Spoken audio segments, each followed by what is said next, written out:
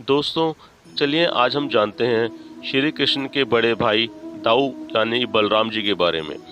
बलभद्र या बलराम श्री कृष्ण के बड़े भाई थे जो रोहिणी के गर्भ से उत्पन्न हुए थे। बलराम, हलधर, हलयुद्ध, संकर्षण आदि इनके अनेक नाम हैं। बलराम जी के सगे 7 भाई और एक बहन सुभद्रा थीं, जिन्हें चित्रा भी कहते हैं। पंचरात्र शास्त्रों के अनुसार बलराम जी भगवान वासुदेव के विहू या स्वरूप हैं।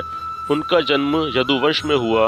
उनका श्री कृष्ण के अग्रज और शेष का अवतार होना ब्राह्मण धर्म को अभिमत है। कंस ने अपनी प्रिय बहन देवकी का विवाह यदुवंशी वसुदेव से विधि पूर्वक करवाया।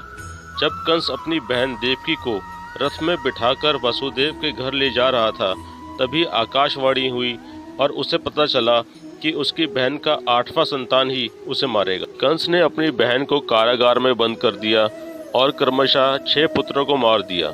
7वें पुत्र के रूप में शेष के अवतार बलराम जी थे, जिसे श्री हरि ने योग माया से देवकी के गर्भ से रोहिणी के गर्भ में स्थापित करा दिया।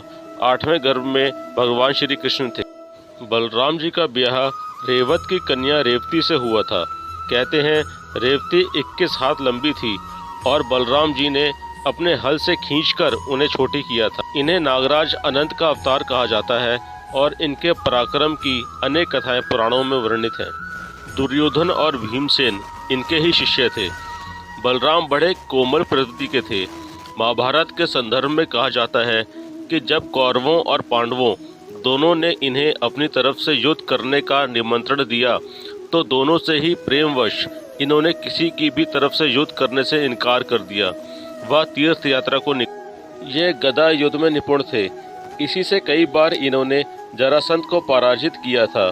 भगवान विष्णु के अवतार होने के साथ साथ कई ग्रंथों में बलराम को शेषनाग का अवतार भी बताया गया है। शेषनाग वह नाग है जिस पर क्षीर सागर में भगवान विष्णु विश्राम करते हैं। कहा जाता है कि शेषनाग अपने फन पर ब्रह्मांड के सभी ग्रहों को रखते हैं। धर्म ग्रंथों के अनुसार एक बार राम जी के छोटे भाई लक्ष्मण जी ने उनसे कहा था कि मैं आपसे छोटा हूँ, इसलिए आपकी सारी आज्ञा मानता हूँ। जिस पर भगवान श्री राम ने उन्हें यह वरदान दिया कि अगले जन्म में वह उनके बड़े भाई बनेंगे। इसलिए द्वापर युग में जब श्री कृष्ण और बलराम का जन्म हुआ, तब लक्ष्मण के अवतार बलराम जी श्री कृष्ण के बड़े भाई के रूप में सामने आए। कुषाण और गुप्त काल की कुछ मूर्तियों में बलराम को सिंह शीर्ष से युक्त हल पकड़े हुए अथवा सिंह कुंडल पहने हुए दिखलाया गया है। इनका सिंह से संबंध कदाचित जैन परंपरा पर आधारित है। बलराम जी को हमने हमेशा एक हल के साथ देखा है। इनकी शारीरिक बनावट को देखकर ही इन्हें किसानों का भगवान कहा जाता है।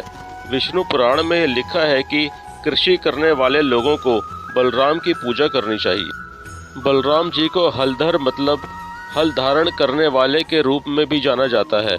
इसलिए उनकी जयंती को हल छठी के रूप में भी मनाया जाता है। इस दिन हल की जुताई से उगे हुए अनाज नहीं खाई जाती। भाद्रपद कृष्ण पक्ष की छठी को बलराम जी का जन्म उत्सव मनाया जाता है। इस दिन माताएं पुत्र की लंबी उम्र की कामना के लिए हल छठी का व्रत रखती हैं। उत्तर प्रदेश व बिहार में इसे ललई छठ तथा मध्य भारत में इसे हर छठ कहा जाता है। एक बार की बात है, बलराम और कौरवों में किसी प्रकार का खेल हुआ। इस खेल में बलराम की जीत हुई, लेकिन कौरवों ने इनकी जीत को स्वीकार नहीं किया। इस पर बलराम जी ने क्रोधित होकर अपने हल को बहुत बड़ा कर लिया, जिससे वो समस्त हस्तिनापुर को भूमि के साथ गंगा में डुबोने चले गए। समस्त हस्तिनापुर में हाहाकार मच गया और कौरव भयभीत हो गए। तत्पश्चात आकाश में एक आकाशवाणी हुई कि बलराम जी की जीत हुई है। इसको सभी ने सुना। तब कौरवों के स्वीकार करने पर बलराम का क्रोध शांत हुआ था और फिर उन्होंने वो हल रख दिया। हल को धारण करने पर ही इनका नाम हलधर पड़ा, इसलिए इनको हलधर के नाम से भी जाना जाता है। यादवों के अंश से अभिभूत बलराम जी सागर तट पर बैठ गए और समाधि ले ली। मृत्यु के समय इनके मुंह से एक बड़ा नाग निकला और क्षीर सागर में प्रवेश कर गया। इस तरह बलराम ने, जो शेषनाग के अवतार थे, शरीर त्याग दिया। सोमनाथ मंदिर से कुछ दूरी पर जहां बलराम जी ने देह त्याग किया था, आज वहां बलराम जी का एक मंदिर बना हुआ है। धन्यवाद।